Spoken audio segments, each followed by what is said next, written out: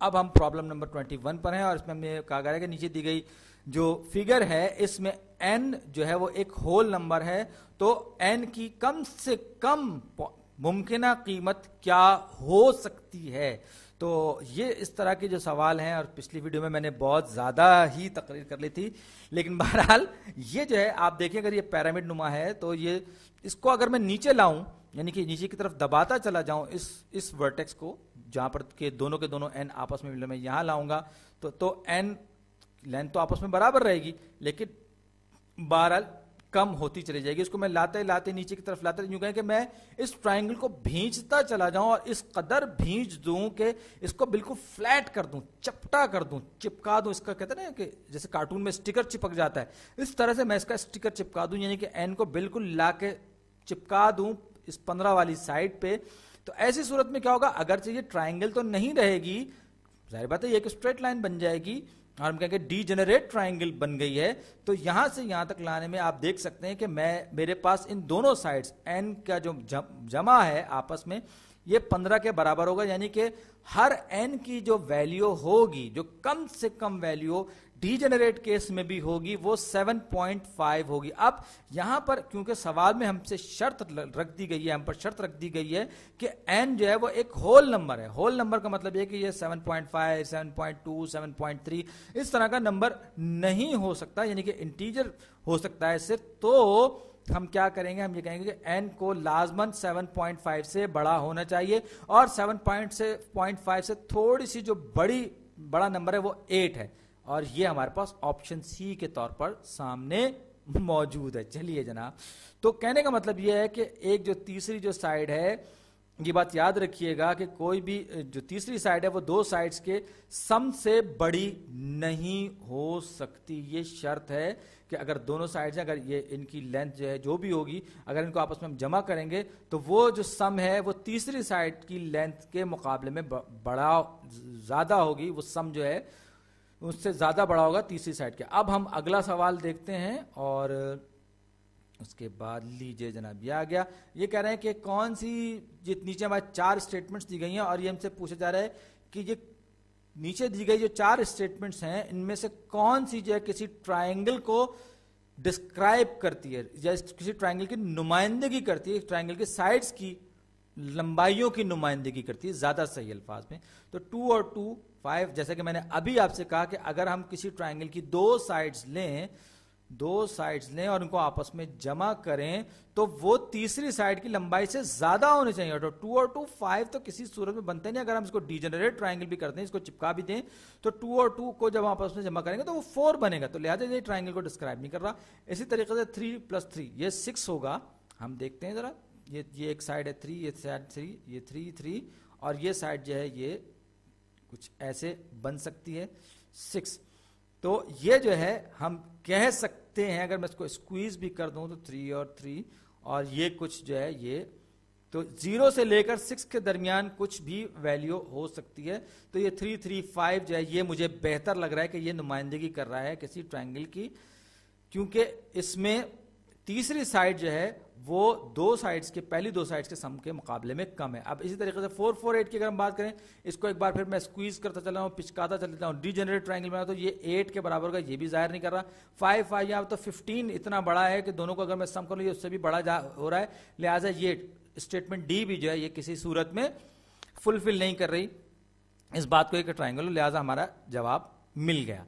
अब problem number 23, problem 23, सवाल number 23 copy हुआ और ये आ गया पेस्ट। और जनाब ये हुआ सवाल नंबर 23 में कह रहे हैं कि ये जो नीचे दी गई डायग्राम है, इसमें लाइन एल और एम जो है वो एक दूसरे से पैरेलल हैं। ये दो लाइंस हैं एल और एम जो दोनों एक दूसरे से पैरेलल हैं, और एक ट्रांसवर्सल है लाइन है जो कि ट्रांसवर्सल है, जो टी जो इनको काटती हुई, इन दोनों पैरेलल लाइंस को काटती हुई गुजर रही है। तो हमसे ये कहा जा रहा है कि एंगल 1 और 2 के बारे में कौन सी स्टेटमेंट, ये नीचे जो 4 स्टेटमेंट्स दी गई हैं इनमें से कौन सी स्टेटमेंट लाजमन दुरुस्त होनी चाहिए।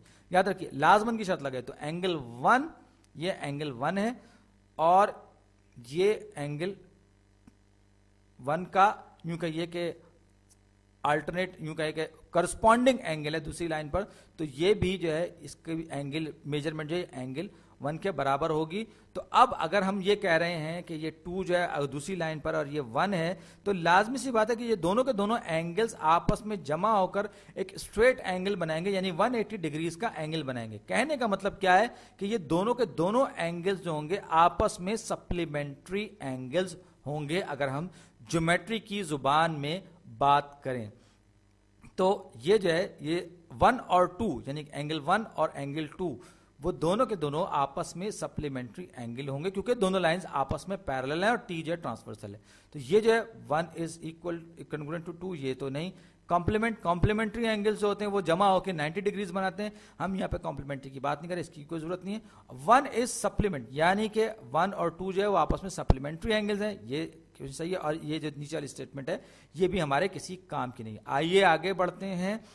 अब कौन सा प्रॉब्लम है मेरे पास जनाब, अब आते हैं अगले प्रॉब्लम पर। कॉपी किया और ये आया पेस्ट, आजा मेरे भाई, आ गया। ये प्रॉब्लम नंबर 24 है। हमसे कहा जा रहा है कि ये क्वाड्रिलेटरल है MNOP और ए और बी की कौन सी वैल्यूज है जिनके लिए कि ये एक पैरेललोग्राम हो। पैरेललोग्राम क्या होता है? पैरेललोग्राम वो क्लोज शेप होती है 4 कोनों वाली, जिसमें के अपोजिट साइड्स की लेंथ आपस में बराबर हो। तो पैरेललोग्राम में इसका मतलब क्या हुआ कि हमारे पास जो जो अपोजिट साइड्स हैं इनकी लेंथ आपस में बराबर होगी, अगर हम इसको पैरेललोग्राम मानते। तो 4a + b बराबर होगा 21 के, क्योंकि ये अपोजिट साइड्स हैं और पैरेलल भी हैं। पैरेललोग्राम की शर्त पूरी करने के लिए इनका पैरेलल होना शर्त है और लेंथ भी आपस में बराबर होनी चाहिए। इसी तरीके से 3a - 2b = 13, ये कंडीशन भी फुलफिल होनी चाहिए अगर ये पैरेललोग्राम है। तो अब मैं क्या करूंगा, ये जो ऊपर वाली जो स्टेटमेंट है, क्योंकि मुझे b को पहले मैं चाहूंगा कि निकाल दूं, वैसे मैं पहले a को भी निकाल सकता हूं, लेकिन b को निकालना और a को मालूम करना ज्यादा। तो मैं इसको ऊपर वाले जो इक्वेशन है इसको मैंने 2 से मल्टीप्लाई किया, तो ये हो जाएगा 8a + 2b = 42।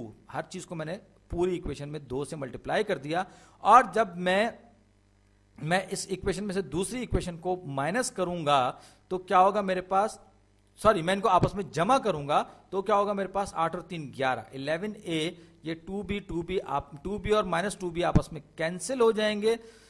ये हो जाएगा 42 और 13 किसके बराबर है, 55 के बराबर है। तो 11a को मतलब क्या हो गया, a बराबर होगा 55/11 यानी 5। तो a की वैल्यू यहां पर मेरे पास 4a + b में रखूंगा, तो ये हो जाएगा मेरे पास b की वैल्यू के लिए 4 × 5 = 20 + b = 21। तो 4 × 5 = 20, 20 + b = 21। तो b = 21 - 20 = 1। तो b 1 और a 5।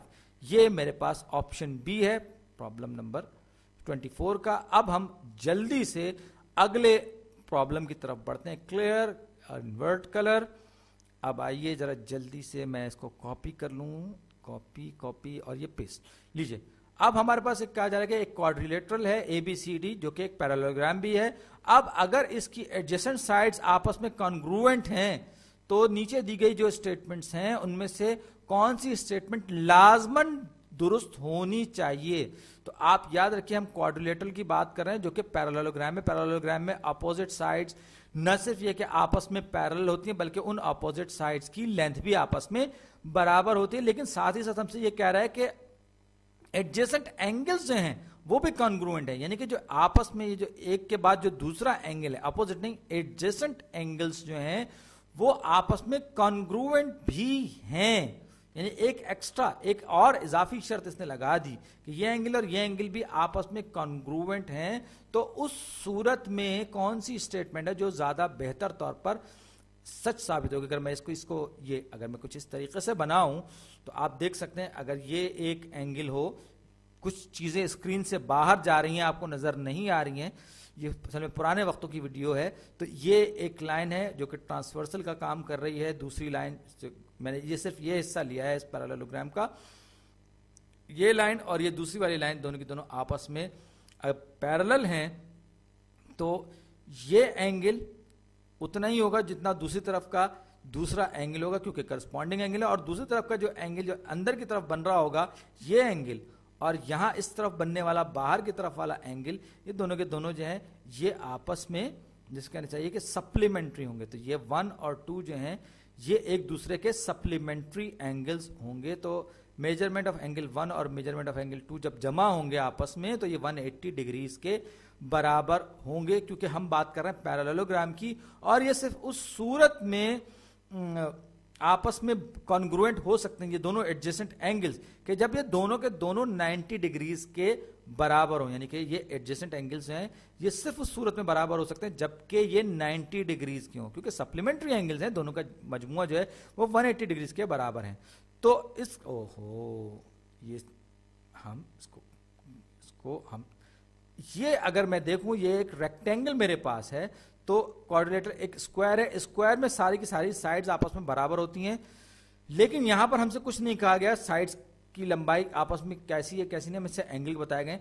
रोम्बस में भी जो है आपको पता होगा कि साइड्स की लेंथ आपस में बराबर होती है, लेकिन एंगल्स पे शर्त नहीं होती। और रेक्टेंगल अलबत्ता इसमें अपोजिट साइड्स की लेंथ आपस में बराबर होती है और सारे के सारे एंगल्स होते हैं वो 90 डिग्रीज के। तो ये ऑप्शन सी जो है वो ज्यादा समझ में आ रहा है।